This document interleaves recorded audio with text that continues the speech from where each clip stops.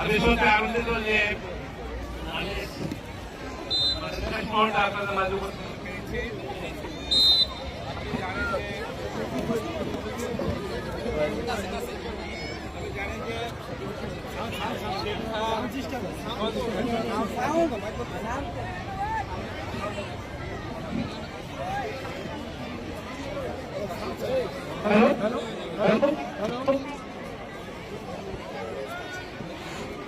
আপনারা জানেন যে আমি শিক্ষা সংস্কৃতি এবং ক্রীড়ার প্রতি আমার বিশেষ আকর্ষণ, আর সেটি যদি একটি শিক্ষা প্রতিষ্ঠান হয় তাতে আমার উৎসাহ উদ্দীপনা এবং তার প্রতি আকর্ষণ আমার অনেক বেড়ে যায়।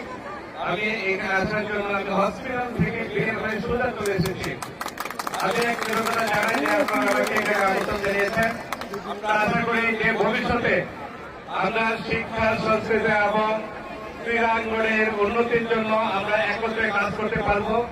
এবং আপনারা জানেন আগামী 12 ফেব্রুয়ারি এদেশে জাতীয় সংসদ নির্বাচন হচ্ছে।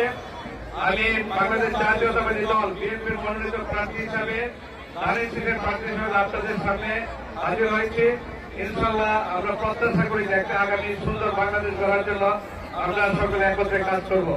সবাইকে ধন্যবাদ জানিয়ে আমার বক্তব্য শেষ করছি। আসসালামু আলাইকুম।